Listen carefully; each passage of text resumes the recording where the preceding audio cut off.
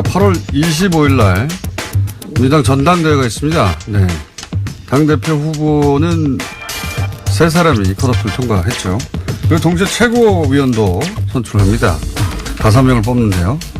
총 8명의 출사 발표를 냈습니다. 그래서 저희가 이틀에 걸쳐서 4분씩 이분들 모시고 최고위원 이야기 좀 들어보겠습니다.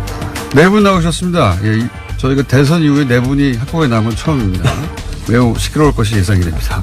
자, 기호 2번 기호 순서로 소개해드리겠습니다. 기호 2번 박주민 의원 나오셨습니다. 안녕하십니까? 예, 안녕하십니까? 예, 기호 4번 박광원 의원님 나오셨습니다. 반갑습니다. 기호 6번 박정우 의원님 나오셨습니다. 네, 안녕하십니까? 기호 8번 유승희 의원 나오셨습니다. 네, 안녕하십니까? 네. 지금 초선이 2분, 재선이 1분, 3선이 1분 계십니다. 유승희 의원님 3선. 네. 예. 당 대표 나가셔야 하는데. 감히 당대표 못 나갑니다. 지금 7선 의원님 계시기 때문에. 7선. 예. 그렇죠. 예. 초선부터 3선까지. 초선이 최고위원 되는 경우가 흔했습니까, 과거에? 신경민 의원이 한 번 됐죠. 네. 거의 없었죠. 네. 그렇죠. 예. 이번에 뭐 청년이다 뭐 이렇게 해가지고 뭐 김병관 의원도 네. 최고위원 했었죠. 근데 그건 배정이었잖아요, 배정. 그렇죠. 예. 그렇죠. 이번에 될 것 같아요. 초선 의원들이. 초선 의원들이 오늘 2분이고 내일도 있습니까? 네. 내일 김혜영 의원. 그리고 8분 중에 총 3분이 초선 의원이시고. 네, 맞습니다. 최고위원이 굉장히 만만해졌네요. 박주민 의원 여기 확실하게 될 것 같은데. 그리고 8분 중에 박정희 5명만 통과하는 거죠. 네. 그러니까 3분은 떨어지는 거 아닙니까? 네. 절 보시면서 이렇게 말씀하시는지. 지금 말씀하신 의원은 박정우 의원님. 이 목소리 구분이 잘 안 갈 수도 있으니까, 박주민입니다. 뭐, 박공원입니다. 예. 박정희입니다. 유승희 의원님은 말씀 안 하셔도 될 것 같고. 네. 유일한 여성분이니까. 근데 저 목소리 남자 같다는 사람들이 많아서 얘기해야 돼요. 듣고 보니 그렇습니다.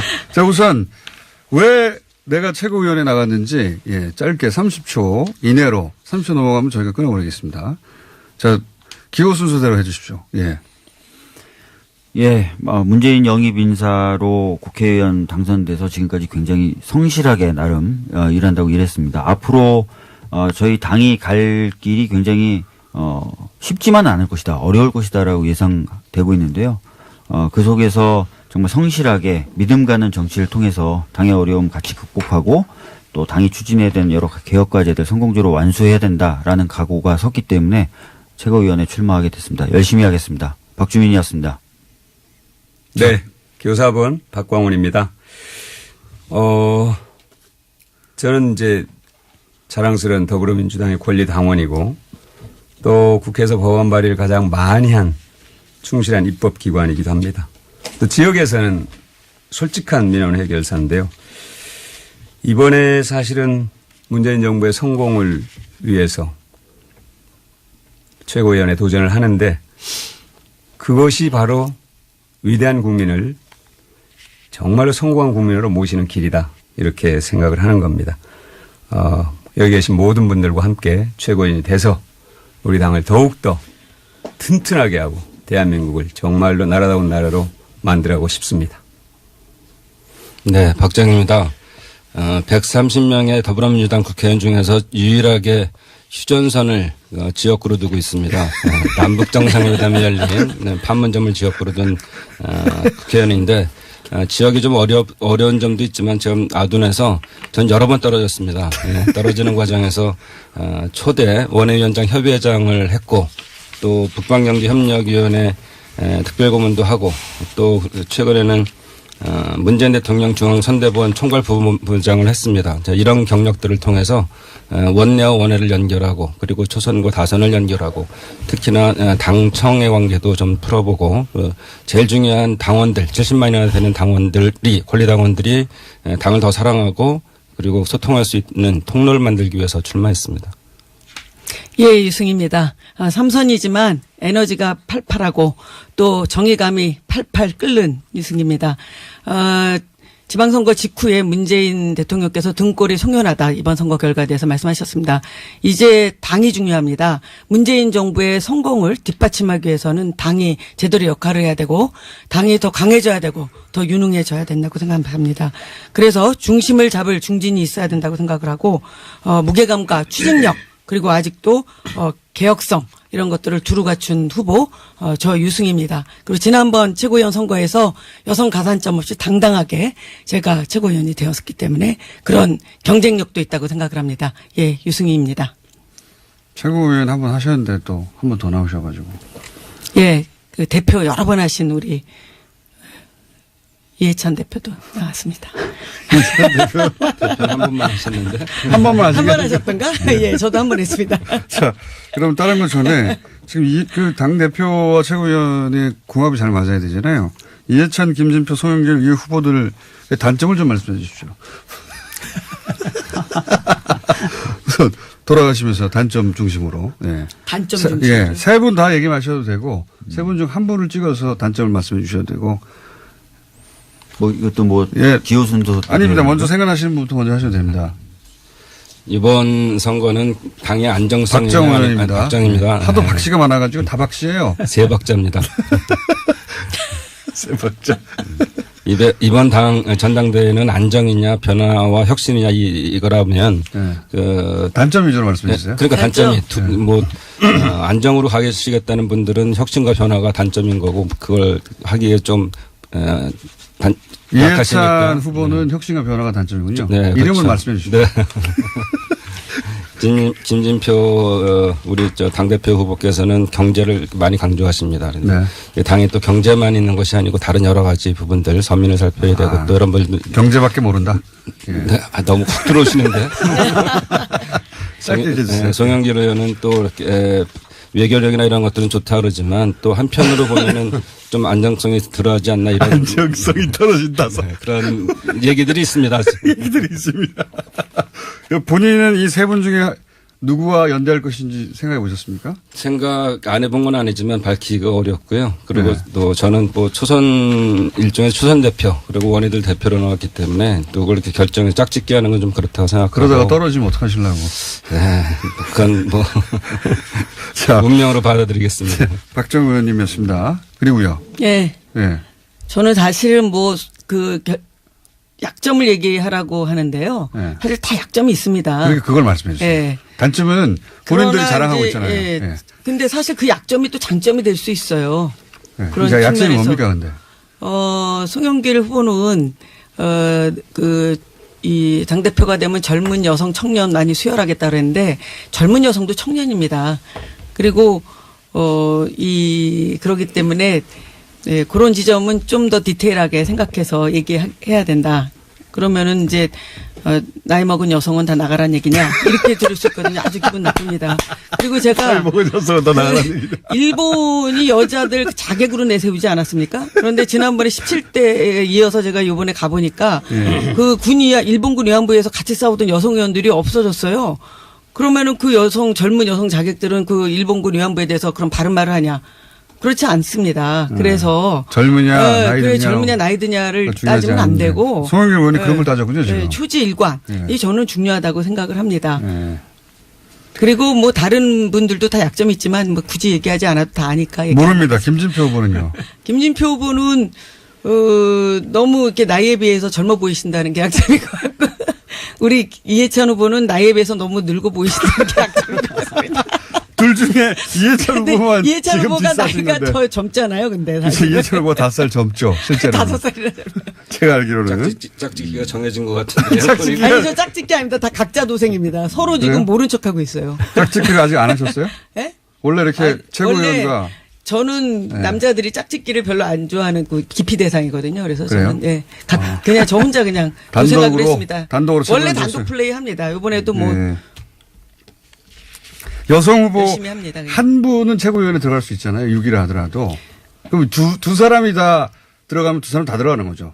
그러니까 그렇죠. 그 투표로. 그럼요. 예, 그죠? 예, 예. 근데 저 혹여 5위라 6위라 하더라도 여성은 한 분 들어가는 거죠. 저는 제가 그 부분에 대해서 좀 드릴 말씀인데 이런 식으로 이제 말씀이 나오니까 네. 이 여성은 5등을 놓고 마치 싸우는 것처럼 네. 7등이 되든 8등이 되든 아니, 이런 구도가 만들어질까 봐 이번에 할당제 제가 반대했거든요. 아하. 제가 지난번 최고위원 선거 때는 할당제가 없어졌어요, 있다가. 아. 그런데 제가 약간 섭섭했어요. 왜냐하면 저 하나였거든요, 네. 후보가. 이제 그래서 할당제 없다는 얘기를 하고 돌아다니라고 혼났습니다. 네. 왜냐하면 할당제인데 되는데 뭐 이렇게 열심히 하냐. 그렇죠. 그래서 한때는 1등으로 나왔어요, 여론조사가. 그러니까 네. 유승희가 1등으로 나오니까 실제 유승희는 1등을 어차피 되는데 막 이런 거예요. 그래서 제가 안 된다. 이거 여성 의원님 축제하는 혼자 건 너무 안 된다. 길게 얘기하세요, 지금. 네, 죄송합니다. 그 한 풀은 좀 이따 하시고요. 네네. 자, 일단, 당대표 후보들의 약점에 대해서. 일단은 박주민입니다. 예. 이해찬 의원님 같은 경우에는 이제 이런 평이 좀 있는 것 같아요. 그 소통에 좀 약한 것이 아닌가. 네. 예, 이런 좀 평이 좀 있는 것 같고. 저 이제 나중에 혼나는 겁니까? 김진표 잘 알 바 의원님의 아니죠. 경우에는 당에 돌아가서 잘해보십시오. 관료 출신으로서 예. 경제 강점이 있는 반면에 약간 그 보수적 성격이 강한 거 아니냐. 예. 당의 어떤 정책적인 정치적인 색깔에 비해서 좀 보수 성향이 강한 것 아니냐라는 평가가 있고요. 송영길 의원님의 경우에는 이제 뭐 젊음이나 이런 것들 좋은데 주로 이제 말씀하시는 내용이 당의 대표로서 적합한 얘기냐 아니면 어떤 대권 주자로서 적합한 얘기냐 이런 평가들이 좀 나오고 있어요. 뭐 솔직하게 얘기했는데 저한테 엄청난 마이너스가 되고 있는 것 같은데. 이 중평에 대해서 대부분 동감하시니까 웃으시는 거겠죠? 저는 그냥 박주민 의견에 동감합니다. 박주민 의원은 반드시 되는데요. 저도 좀 박주민 의원에 좀 밀붙어서 가야 될 것 같아요. 반드시 되는 유승입니다. 사람은 없어요. 몰라요. 그런 거 없습니다, 진짜. 예. 자, 네, 박광훈입니다. 박주민 의원님이 비교적 솔직하게 네. 이렇게 평을 정리를 한 것 같아요. 뉴스공장 원래 이런 데거든요. 저도 솔직하게. 예, 저도 예. 비슷합니다. 예. 그러니까 이해찬 후보 같은 경우는 좀 강해 보인다. 예. 그런 얘기가 있고요. 소통이 안 된다도 이렇게 표현하는 거예요. 먼저 하는 게 불리한 거 같아요. 김진표 후보님은 지금 이제 제일 얘기 나오는 게 종교인 과세에 대한 얘기가 좀 나오는 것 같고요. 근데 본인은 그것은 오해라고 이제 뭐 설명을 합니다. 어쨌든 이 문제가 본인이 말씀하셨는데 그게 좀 뭘 얘기 떨어뜨리시고 이렇게. 예. 그리고 예. 송영길- 오해라는 취지는 뭐죠? 유예하자고 하시지 않으셨나요? 종모임 가세에 대해서? 김진표 그게- 의원님은? 이제 취지는 그걸 하지 말자는 게 아니고 제대로 정착을 시키기 위해서는 좀 더 준비가 필요하다 그런 뭐 취지다. 준비를 몇십 년간 했는데요. 사실 준비가 안 됐답니다. 안 됐었답니다. 알겠고요. 그다음에 그걸. 송영길 후보는 그런 얘기를 좀 드려요. 태도가 뭔가 좀 태도. 당하면서 불편하다 그런데 본인은 절대 그게 아닌데 이게 아마 좀 등치가 커서 그러나 봐요. 좀 그런 느끼는 분들이. 요즘 근데 본인이 굉장히 그분이 억울해합니다. 폴더 모드로 인사하고 네. 있습니다. 요새는. 그러니까요. 태도가 불편하다는 거는 좀 건방져 보인다 이런 건가요? 그러니까 보는 분들은 그런데 만나보면은 사실은 그게 아닌데 아. 그렇게 느낀다. 그 외모도 느낄 좀 수 크고 등치도 있고 네네, 아마 그러다 그것 보니까 때문에 이제 느낌으로 그렇게 표정이 좀 거만해 보이는 거 아니냐, 건방진 거 아니냐 이런 평이 좀 있나 보죠? 근데 본인이 그걸 극복하기 위해서 엄청 노력하고 있습니다. 네, 사실입니다. 사실입니다. 송영길 의원님에 대해서는 이제 네. 겸손해 보이지 않는다. 그것이 이런 평가가 있더라고요. 겸손해 보이지 실제로 않는다. 만나서 말씀 나눠보면 전혀 안 그런데. 네. 뭐, 그 보면은 굉장히 샤이한 느낌이 있어요. 내성적이고 보기와 달리. 그래서 그런 오해를 많이 받는 것 같습니다. 네, 보기. 근데 실제로는 그렇지 않다. 예, 그래서 그 주로 이렇게 휴대폰 보고는 버릇이 있는데 그게 먼저 다가가서 얘기를 못 하고 어쩔 줄 모르고 그래서 혼자 건방지게 휴대폰만 보고 있다. 거만하게. 자, 알겠습니다. 거만하게, 단점들 쭉 정리되니까 맥이 통하네요. 예, 송영길 후보는, 거만해 보인다. 사람이, 젊은 사람이 말이죠. 그리고, 당대표가 아니라, 차기 대선을 꿈꾸는 사람 아니냐. 예, 그런 이야기. 그 다음에, 젊은 여성만 챙긴다. 청년과 여성. 이런 단점들이 좀 정리가 되고요. 이해찬 후보 단점은 거의 다 일관되네요. 예. 한마디로 말해서, 자기 마음대로 안 된다니까. 소통을 안 한다. 소통을 안 하고 소통을 안 한다는 거는 기본적으로 자기가 어떤 결론을 쓰면 말이 좀 짧잖아요, 이분이. 예. 쓸데없는 소리 하지 마. 이런 거 아닙니까? 버럭화. 예. 칠성이 되다 보니까 또 함부로 덤비지도 못하고. 예. 그래서 의원들이 존경하지만 좀 부담스러워하는 뭐 이 정도입니까? 정리하면? 존경도 안 한다. 아니, 굉장히 존경 많이 하고요. 또 실제로 얘기해보면 대화도 잘 되고 그런데 네. 평이 그런 평이 있다. 좀 무섭다. 박주민이었습니다. 이번에 전당대회에서 예비 경선하는데 이해찬 총리께서 말씀 끝에 요즘 프로 중에 밥 한 끼 주십시오. 이게 유행인데 표 주십시오. 이렇게 해서 부드러운 이미지를 강조하시더라고요. 그것도 노력이 아닌가 그렇게 생각합니다. 워낙 센 이미지가 강하니까. 한 끼 박정 줍시오. 의원님이었습니다. 한 표 줍시오. 한 표 주십시오. 저는 예전에 네. 이해찬 그 후보가 3등 했을 시절 있었잖아요. 네. 대통령 후보로 나왔을 때. 저는 그 당시에 이해찬 후보를 지지했거든요. 근데 제 주위에 있는 사람들이 다 저랑 같은 뜻인 줄 알았더니 알고 보니까 딴 분들을 다 지지하고 있더라고요. 조용히. 앞에서 조용히 말 앞에서 못하고. 얘기 못하고. 앞에서는 지지하는 척 하면서. 자, 이해찬 후보는 무서운 사람으로 정리됐고요. 김진표 후보는 다소 보수적인 거 아니냐. 그러고 보면 종교인 과세에 대해서 입장이라든가 민주당 기본 정책보다 오른쪽에 좀 있는 게 아니냐. 이게 세 편인가 보죠. 내부적으로는. 아무래도 그런 평을 좀 받으시죠. 근데 사실은 뭐 그런 평이 있죠, 사실. 네. SNS상에 보면. 네. 그런데 본인은 어쨌든 국정기획자문위원장 지내면서 이 정부의 국정과제 틀을 짰다는 점을 강조를 하시죠. 그렇지 않다. 아, 네. 보수적이지 않다. 네, 박광원 의원님이었고요. 실제로 같이 이렇게 활동해 보시면 다소 보수적인 면이 있습니까? 아무래도 뭐 경제관료 출신이시니까. 네, 박정원 의원입니다. 이번에 그 전체적인 경제 틀을 바꾸는 것도 우리 그 금융 쪽을 은행 쪽이나 이런 쪽을 좀 잡아 틀어서 투자를 중심으로 가야 된다 이렇게 말씀하시거든요. 근데 그런 거에 보는 관점이 다를 수 있는데 지금 개인이 투자할 수 있는 여력이 실제로 한 1,000조 정도 됩니다. 이런 거를 활용하는 방법이 있고 또 금융권을 이제 은행을 활용하는 방법이 있는데 우선 생각이 금융권에 가 있으면 보수적일 수도 있는 거죠. 네. 그러니까 너무 길게 얘기하시는데 보수적이다. 근데 예. 유승희 의원님. 보이기에 네. 모습이 좀 보수적이잖아요. 네. 생기신 거예요.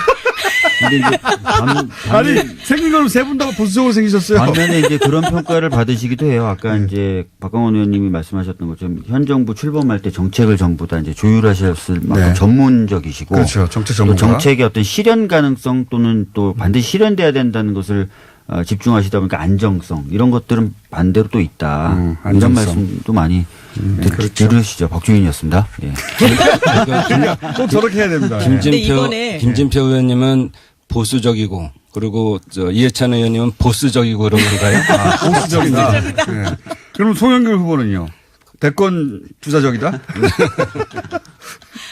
근데 김진표 후보는 이번에 내놓은 경제 정책은 굉장히 좋은 정책이고 굉장히 디테일하게 세밀하게 많이 준비해서 내놓으셨습니다. 보수적이라는 세간의 평가를 아실 테니까 내놓은 정책들이 이번엔 좀 상대적으로 그런 색채가 덜한 정책인가 봅니다. 자, 이 당대표 짝짓기 다 안 하셨어요? 네 분 다? 짝짓기가 어렵죠. 불가능하죠. 당대표는 3분이고 네. 최고위원 후보는 8사람인데요. 짝짓기가 불가능한 구조입니다. 두 분이 배제되는. 네. 짝짓기 하다 보면. 아니, 그래도. 그러니까 이제 이럴 수는 있을 것 같아요. 네. 당대표 후보가 예. 박광원 의원입니다. 네, 박광원입니다. 당신이 대표가 됐을 경우 최고위원이 어떻게 구성됐으면 좋겠다는 생각은 저는 가질 수 있다고 봅니다. 그러면은 지역적 특성이 있거든요. 각 최고위원 후보별로. 네. 어느 지역에서는 어떤 후보에게 좀 지지를 해 줬으면 좋겠다. 자기를 지지하는 그런 국회의원이나 지역위원장들에게 이런 얘기는 할 수 있으나 최고위원 후보가 나는 누구 어떤 대표를 내가 지지합니다 이러고 다 하는 거는 굉장히 어려운 구조입니다. 원래 그렇게들 하지 않습니까? 오히려 네. 최고위원 후보들 간에 그런 게 있을 수 있어요. 내가 후보들끼리요? 제가 어느 쪽에서 당신을 지지해 줄 수 있습니다. 서로 과거에는 그런 게 많이 있었다 그런데 이번에는 사실 그런 것도 별로 없는 것 같습니다. 박정 의원입니다. 박정 의원님만 지금 실검에 안 올라왔습니다. 아, 그런가요? 박정 의원입니다. 박정 의원입니다. 지금 이번에 전당대회 의미가 우리 당이 조금 더 미래를 준비하자 이런 개념이 있기 때문에 사실은 지역적 짝짓기 이런 것도 옛날 같으면 중요할 수가 있는데 지금 이번에는 제가 하려는 것도 그렇고 부분별 최고위원이 돼야 된다. 예를 들어서 경제면 경제 아니면 우리 당의 기율이면 기율 또 홍보 이런 여러 가지 교육 이런 것들이 있으면 그거 우리 당이 어떻게 가야 될지에 대한 구상이 먼저 되고 그 대표가 거기에 맞는 이제 최고위원들을 고려하고 이런 방향이 맞다 생각하고 있습니다. 전문적인 분야별 최고위원이 선출되는 게 맞다. 그리고 무엇보다도 저는 짝짓기가 안 될 수밖에 없는 이유 중에 하나가 네. 당원들이 선택하시는 그렇죠. 거거든요. 네. 그런데 그렇죠. 당대표가 뭐 나는 누구 해야 된다라고 하면 그게 그게 과연 바람직할까라는 생각도 조금 있어요. 지금 말씀 나온 김에 박주민이었습니다. 지금 이번에 그 전당대회 방식은 권리당원이 한 70만 되던가요? 네. 권리당원 70만이고요. 네. 대의원이 한 15,000 정도. 권리당원의 의견이 굉장히 중요한 한 40% 반영되죠. 40%. 네. 이 70만 명은 누가 어떻게 못하는 거 아닙니까? 못하죠. 너무 많아요. 맞습니다. 그죠? 그래서 이 방송이 굉장히 중요해요. 그래서. 모든 권리당원이 다 듣고 있거든요. 맞습니다. 유승현님 맞고. 그리고 정말 공장장이 아니라 당대표나 마찬가지죠. 박광원인데 이제 지금 유승이었습니다. 말 끊지 말라는 거죠, 서로. 예. 어쨌든 당원 주권을 강화하는 방향으로 예. 갈 것이다. 앞으로 정당이. 우리 당이 그래야 되는 거고요. 예. 그러다 보니까 무슨 짝짓기 해가지고 이렇게 표를 주고받고 해서 당선되고 짝짓기가 낙선되고. 내 당선에 도움이 안 되기 때문에 관심이 없다 이런 말씀이시네요. 꼭 그런 게 아니고 당원들의 자발적 권리를 존중해야 된다는 거죠. 의사결정을. 예. 네. 그러니까요. 그 말이 당대표 후보들이 내 당락에 영향을 못 미치기 때문에 어차피 짝짓기가 필요 없다. 네. 짝짓기는 유승입니다. 박정 의원님 3위로 올라갔습니다, 지금. 그래요? 박정 했더니. 비상의 무기 하나 더 있습니다. 이따가. 감사해요. 예. 그냥 뭐 얘기 안 하고 넘어가야 되겠네요. 지금 저희가 잠깐 중간에 한번 끊고 전하는 말씀이 있나 봐요. 예. 짧게 듣고 2분인가요? 네, 3분 있다가 돌아옵니다. 그 사이에. 4부에서는 본인들 이야기로 넘어가겠습니다. 서로 상대의 단점을 얘기하는 것으로. 야, 너무 좀 잔인한 거 아니에요? 어차피 누군가는 죽어야 하니까요. 좋아요. 이 네 분의 정책이라든가, 이 네 분의 출사표는 이분들의 홈페이지에서 확인하시고요. 토론회라든가. 저희는 이제 이분들의 순발력, 유머감각, 솔직함, 존재감, 이걸 확인하는 시간으로 가져가겠습니다. 이번에는 이제 네 분이 생각하는 각자 맞은편에 앉아 있는 나머지 세 분의 단점에 대해서 자, 짧게 얘기하고 그리고 마지막으로 본인의 단점도 얘기하는 것으로. 네. 자, 이번에는 기호순으로 돌아가겠습니다. 박주현 의원님. 아니, 이런 거 꼭 기억. 제 단점을 먼저 좀 말씀드릴게요. 제가 요즘에 좀 돌아다녀 보니까요. 아무래도 제가 입당한 지 2년 좀 넘었어요. 그러니까 당 생활을 한 기간이 짧은 거죠. 그러다 보니까 당에 대해서 이제 또 당에 계신 분에 대해서 알아야 될 것들이 많을 텐데 여전히 배워나가야 되는 과정인 부분이 많더라고요. 아, 당내 다른 분들의 관심이 없다. 그것도 잘 모른다. 아니, 예를 들어서 어떤 지역에 가면 어떤 지역위원장님하고 전사가 좀 있고 그래야 되는데 그런 게 이제 없는 경우들이 많죠. 그래서 앞에 보통 인사할 때 보면 이 지역위원장님하고 제가 무슨 일도 했었고 쭉 이게 나와야 되는데 저는 그게 없어요. 그런 부분은 앞으로 너무 짧다. 예, 앞으로 좀 더 많이 쌓아나가겠다 이런 말씀을 좀 드리겠습니다. 그거밖에 단점이 없습니까? 대표적인 단점 하나 꼽는 거죠. 뭐. 외모도 부족하고요. 머리숱도 부족하고요. 부족한 거 굉장히 많습니다. 자, 나머지 세 분에 대해서도 짧게 한줄만 해주십시오. 얼굴을 보면서 화목하게 일단 디스해주세요. 박강원 의원님은 이제 방금 문자에서도 나온 것처럼 유머 감각이 좀 부족합니다. 아침에 만나서 인사할 때도 꼭 마치 토론을 해야 될 것 같은 그런 느낌이고요. 예. 네. 유승희 의원님은 굉장히 이제 진지하시고 또 선수에 안 맞게 또 활발하시죠. 선수에 안 맞게. 네, 이제 선수에 안 맞게. 약간 좀 젊으시구나라는 느낌을 선수, 심하게 주실 선수에 때가 안 맞게 주책이다. 심하게 주실 때가 좀 있고요. 박정호 의원님은 지금 초선이라 그러시는데 이제 본인 소개로도 이제 원외 지역위원장 생활을 비롯해서 당선을 길게 하셨어요. 그러다 보니까 초선 같지 않다. 소위 너무 늙었다. 이런 느낌을 주시는 부분이 좀 있습니다. 예. 너무 솔직하게 얘기해서 또 박주민이었습니다. 예. 박강원 의원님. 근데 정말 잘했어요. 야, 박수님. 네, 정말 대단하시네요. 저는 뭐 진짜 저도 단점이 많지만 제가 느끼는 단점은 호불호를 정확하게 얘기를 못하는 겁니다. 그러니까 그걸 일부에서는 막 그게 다 안고 가니까 강점이 될 수도 있다고 얘기하지만 제가 보기에는 명백한 단점 같아요. 두리뭉술하다. 네, 예. 그런 평을 드릴 수가 있죠. 그다음에 이제 박주민 의원님은 제가 보기에 이 뭐라고 하죠? 이 뭐라고요?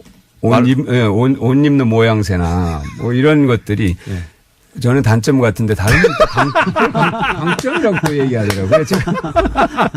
네? 패션이 너무 촌스럽다. 네, 패션 뭐 또 머리 모양새이고 그런데 아침마다 사실 목욕탕에서 만나거든요. 근데 제가 그 비밀스러운 부분을 알지만 뭔가 외모가 안 씻는 느낌이다. 예. 저한테 이런 말씀하셨던 것 같아요. 씻고 나는데도 똑같은 것 같아요. 이런 얘기하는 것 같아요. 자, 알겠고요. 박정 의원님은 너무 넓습니다. 사람을 너무 많이 알아요. 그러니까 단점인가요? 정말 엄청 오지랖이 넓다. 그런 오지랖보다도 제가 보기에 인간관계를 너무 많이 하는 것 같아요. 인간관계를 너무 많이 한다. 그리고 또 단점 하나 술을 너무 많이 마셔요. 이거는 저희만 아는 얘기인데. 오늘로서 다 알게 됐습니다. 유승현님은 활달하세요. 활달하세요. 앞에 선수에 맞지 않게. 자, 복수하시죠, 박정 의원님. 네, 박정입니다. 기대하십시오. 제 단점은 2003년부터 이 정치 시작했는데 존재감이 없어요. 박정 하셔야죠. 여러 번 말할 출마하고 때마다. 그랬는데 근데 존재감이 없어서 전국적이지 못하다. 우리 박주민 의원님은 뭐 권리당원들 꽉 잡고 있는데 약하고 제가 이제 박정원의 그 박정입니다 하면은 이제 알아주시는데 앞으로 말씀하실 때 두세 번 정도씩 중간에 맥락 없이 박정 하세요. 열정박정. 사실은 정치인이 정치적으로 알려져야 되는데 이게 무슨 학원 원장으로 알려져 있으니까 큰 단점이다 이런 생각이고요. 우리 박주민 의원님의 단점은 우리 당을 거지당으로 만들었다. 나름 괜찮은 사람들이 많은데 다 그쪽 패로 만들었어요. 옷을 깔끔하게 못 입게 하는 건 다른 사람. 당의 이미지를 실추시키는 장본인입니다. 우리 박강원 의원님은 저랑 똑같은 게 단점이세요. 저한테 술 많이 먹는다 그랬지만 술 많이 드시고 사람 좋아하고 맥주 끊는 게 저랑 똑같이 그냥 확실하지 않고 이게 단점이세요. 확실하지 않고. 우리 유승희 의원님은 너무 강하셔요. 그래서 여성 당원들이 그 권리를 딱 주장하면 그걸 끝까지 밀고 가십니다. 원외위원장 협의회장 입장에서는 어려워요. 그래서 여성목 30% 줘야 된다 그러면 악착같이 주장하니까 그러면 원외위원장들도 뭘 해야 되는데 거기서 막 밀려나고 그러거든요. 그래서 저 똑같이 붙으려고 앞으로. 합의가 잘 안 된다. 자, 복수하시죠. 나머지 후배들에게 유승희 의원님. 예. 후배들인가요? 일단 그렇죠. 예. 삼선이시니까. 예. 네. 선수로 선수로. 국회는 선수 아닙니까? 나이는. 예. 나이는 훨씬 젊으시죠. 숫자니까. 짧을 가니까. 예. 서른 아니십니까? 우선 먼저 박강원 의원님부터 할게요. 예. 너무 진지. 그리고 제 선인데 저는 3선이거든요. 근데 한 4, 5선 같습니다. 말투나 외모 모든 것이. 예, 종합적으로. 그렇죠. 예. 예. 그러나 오선급 하여튼간에 재선. 제가 좀 본받아야 되겠다 생각합니다. 예. 그리고 박주민 의원은 좀 너무 떠서 너무 떠서 좀 정말 누렇게 떴어요, 제가 옆에 앉았는데 또 쫄립니다. 참 그래서 너무 세밀하고 초선이 감히 초선이 너무 떴다. 예. 예. 그래서 건방져지고 있나요? 그런데 또 근데 그러면 또 칭찬이 되잖아요. 그리고 너무 뭐 붙인 게 많아요, 옆에. 세월호 리본부터. 얼굴을 가리기 위해서 저는 럭셔리하게 뭘 많이 붙였는지 뭘 세월호부터 시작해서 또 많이 붙인 초선이 너무 떠서 건방지다. 명쾌하십니다. 그리고 박정 의원님은 박정 의원님도 지금 조금 전에 원해지구당 위원장 그 권리를 얘기하셨는데 사실은 그럼에도 불구하고 원해지구당 위원장에도 또 여성들이 있습니다. 그래서 너무 저한테 이렇게 각을 세우지 마시고요.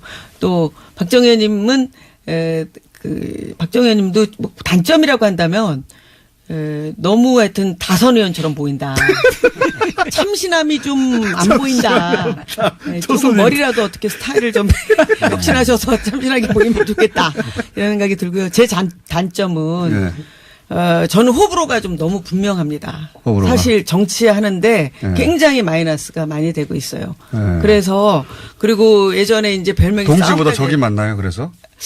근데 이제 종당에는 따지고 보면 꼭 그렇지는 않은데 제가 정의감이 너무 강해서 또 여성들의 권리뿐만이 아니라 약자를 위해서 그다음에 나쁜 사람들을 보면 제가 끝까지 물어뜯는 경향이 있거든요. 그래서 뭐 제가 제 자랑만 하는 것 같긴 한데 그렇습니다. 그리고 제가 사실은 아까 진지하다고 얘기했는데 활발하다. 이게 좀 상반되잖아요. 이 상반된 이미지가 문제인데 굳이 뭐 얘기를 할 기회를 주신다면 아까 연분홍치마 얘기가 나와서 안 할 수 없는데 제가 그때 박근혜 그 노인연금 정책을 비판하기 위해서 어버이날에 좀 세게 얘기하려고 한 거거든요. 근데 앞뒤 맥락을 다 제외하고 노래만 남아서 좀 희화된 측면이 있어요. 그때 연분홍 치마를 입고 봄날을 간다고 불렀다. 그래서 제가 연분홍 치마를 입은 적이 없습니다, 사실은. 아, 연분홍이 아니었어요? 아니, 치마를 안 입습니다. 제가. 그래서 어쨌든 그래서 좀 희화된 측면이 있고 맞습니다. 저는 나름대로 굉장히 그날 진지하게 얘기한 거거든요. 100% 다 노인들한테 연금을 주겠다고 얘기해놓고서는 갑자기 어느 날 앞뒤 다 빼고 70%만 주겠다고 하니까 어르신들이 다 찍었잖아요. 그래서 저는 정말 너무 화가 났어요. 그래서 그날 어버이날이었기 때문에 어르신들 기초연금 다 주겠다고 해놓고 지금 30% 다 잘라먹는 거에 대해서 제가 얘기한 박정입니다. 겁니다. 네. 유승희였습니다. 네, 보니까 그날 상황이 앞에 뭐가 벌어졌는데 원고 쓰시느라고 그 앞에 상황을 몰랐던 거죠? 아니 그 상황을 알았는데 그 상황이 이뤄진 다음에 한 20분 지난 다음에 다시 속개를 했었어요. 자, 그 해명은 블로그로 해주시고요. 그렇습니다. 자, 요즘 현안 몇 가지 그 연정 있지 않습니까? 협치 연정 이런 얘기 나오는데 요거에 대한 입장 간단하게 밝혀주십시오. 누가 먼저 하실까요? 박광훈입니다. 예. 짧게 해주십시오. 정기국회에서 입법을 하기 위해서는 정말로 야당과의 협력이 필요하죠. 근데 그건 국민협치에 바탕해야 되고 당원이 동의하는 방식으로 돼야 된다 하는 얘기입니다. 협치가 됐든 뭐가 됐든. 근데 지금 연정을 당에서 제안했느냐 어디서 제안했느냐 뭐 얘기들이 있습니다만 내용이 어떻게 되든 실질적으로 법안을 가결시키기 위한 협력은 반드시 필요하다. 네, 알겠습니다. 자, 다름은 짧게 말씀해 주십시오. 네, 박정희입니다. 길게 얘기하면 기억에 남잖아요. 네, 청와대에서 지금 뭐 장관 내각에 대한 뭐 연정에 대한 얘기가 나오는 것 같아요. 한두 자리에서 뭐 그거는 청와대의 몫이고 그리고 우리 국회에서는 박광훈 의원님 말씀하신 것처럼 사안별 연대가 필요한 거죠. 그래서 그것이 개혁 입법이든 또는 민생 입법이든 당이 갖고 있는 입장들이 있으면 그거에 대한 합치가 된다면 같이 연대하는 게 필요하다 이렇게 생각합니다.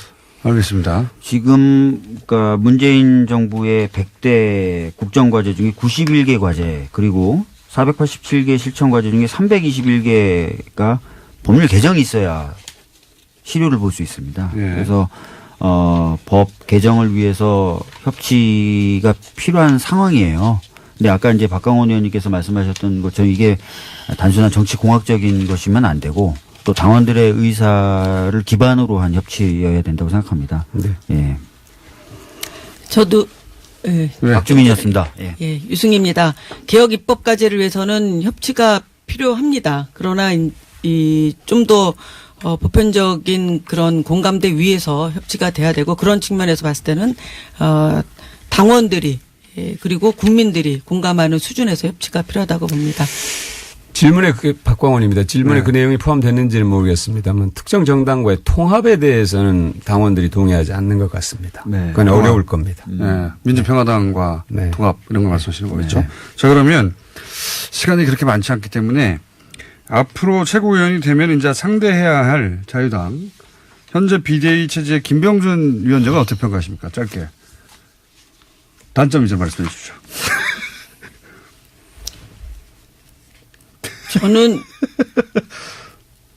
저는 좀 있을 수 없는 일이 일어났다고 생각합니다. 어떤 의미에서 그렇습니까?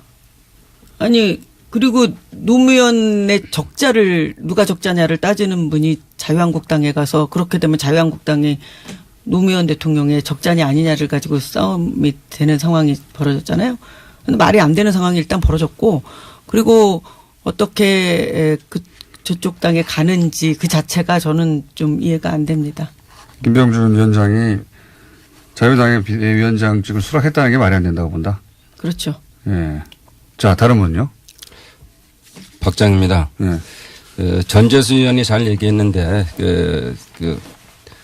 노무현 정신을 이용하지 마라 이런 게 딱 정리가 되는 것 같습니다. 예. 그렇지만 우리 자한당도 지금 개혁을 통해서 이번에 잘 돼야지만 좋은 라이벌이 있어야지 오래 가잖아요. 그래서 그런 면에서는 필요한데, 약간 노무현 정신을 인용해서 마치 적잡는 것처럼 얘기하면 안 된다 이렇게 말씀드립니다. 박광원인데요. 예.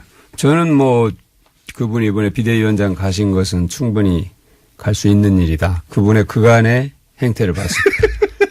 우리가 기억하잖아요. 총리. 예. 근데 한참 국정농단 촛불혁명 정부에서 그때 총리 추천 대상에 올랐었잖아요. 본인도 의사가 있었고 그런 걸로 보면 갈 수 있는데 조금 상호 모순적이다. 이분이 표현하는 것과 실제 행동과는 그런 걸 많이 느껴요. 그러니까 봉화 지금 또 대통령 묘소도 가시고 뭔가 이분이 하고자 하는 얘기가 정확하게 뭔지 헷갈려 하는 것 같아요. 알겠습니다. 네. 저 비슷합니다. 김병준이라는 분이 거기 가는 거, 가서 잘 하시는 거, 그건 잘 하시면 돼요. 알아서 하시면 되는데, 박광원 의원님 말씀 취지나 또는 박정희 의원님 말씀 취지대로 노무현 정신, 이런 것을 입에 올리는 건 적절하지 않다고 생각해요. 본인이 그냥 선택해서 그냥 가고 거기서 역할을 하는 거죠. 예. 비슷한 평가하셨고, 바른미래당의 손학규, 전 대표가 당대표에 출마할 가능성이 있을 것 같은데, 어떻게 평가하십니까? 당대표 후보로서의, 잠재 후보로서의 손학규. 그럼 굉장히 박광원입니다. 쉬운 얘기인데요. 예. 우리 정책에 그렇게 크게 영향을 미치지 않을 것이다. 저는 이렇게 봅니다. 그러니까 이게 국민들은 이미 저는 이렇게 봐요. 그러니까 국민들은 탄핵 촛불혁명 중대 국면에서 이미 마음을 다 정해놓고 있거든요. 알겠습니다. 큰 방향을. 예. 그렇기 때문에 그건 손 대표님이 거기 나오시는 건 전 존중합니다. 그것이 우리 정책에 큰 영향을 미치지 않을 것이다. 미치지 않을 것이다. 박정희입니다. 손학규 대표님이 늘 하시는 거 진정성 이런 거 다 좋은데 결정적으로 시계 잘 못 맞히시잖아요. 똑같은 일이 일어날 것이다 이번에도. 예. 저는 별로 말씀드리고 싶지가 않습니다. 저는 그런 생각은 있어요. 그분이 얘기하셨던 여러 이야기 중에 저녁 있는 삶이라는 말이 정말 많은 국민들에게 가슴에 와닿았었잖아요. 예. 그분이 과연 그러면 지금 현재 바른미래당에 가신다는 게 그런 말씀과 어느 정도 맥이 닿아 있는가, 또 그런 말이 바른미래당을 통해서 실현이 가능한 건가, 이런 부분에 대해서는 한번 좀 짚어볼 필요는 있다고 생각합니다. 네. 자, 요거까지만 하고, 아니군요. 시간이 없군요. 20초 안으로, 본인의, 최고위원으로서의 각오, 짧게 돌아가시면서 해주시면 20초 안으로 해주셔야 됩니다, 다. 예, 10초 내지는. 앞으로 있을 그 시기가 여러 가지 어려움이 있을 것 같습니다. 이때야말로 정말 70만이 넘는 저희 권리당원들이 같이 힘을 모아야 되는 시기라고 생각하고요. 그렇게 힘을 모을 때 악교풀 같은 역할을 발로 뛰어다니면서 하겠습니다. 네, 박광원입니다. 예. 박주민이었다는 얘기는 해야 되지 않습니까? 국민이 나라의 주인이듯 당원이 당의 주인인 그런 정당으로 혁신하는 것이 필요하다. 그리고 당원의 대변인 역할을 하겠다 하는 말씀을 드리겠습니다. 박광원 의원이었습니다. 네, 박정희입니다. 초선 의원들의 열망이 있었고 원외 위원장들의 열망이 있습니다. 그 열망이 100년 정당을 만들자 이런 거거든요. 그래서 변화와 혁신을 같이 좀 고민하면서 가자. 당장 그러니까 당이 겪고 있는 문제들도 빨리 풀어야 되지만 100년 정당에 대한 거를 알겠습니다. 준비하겠습니다. 여기까지. 마지막으로 예. 승현님. 존경하는 김어준 뉴스공장 애청자 여러분, 사랑하는 더불어민주당 당원 여러분, 3선 국회의원이지만 이자 24년 동안 민주당을 지켜온 최고위원 후보 기호 8번 유승희입니다. 8월에는 8번 유승희를 꼭 선택해 주시기 바랍니다. 그리고 문재인 정부의 성공을 위해서 열심히 일하겠습니다. 저렇게 준비해봐야 되는데. 유승희였습니다. 박주민, 박광문, 박종, 유승희 2468번이었습니다. 내일은 나머지 번 모시고요. 그리고 노회찬 의원이 직접 작곡한 소연가 첼로 버전 오늘은 들려드리겠습니다. 여기까지 하겠습니다. 안녕.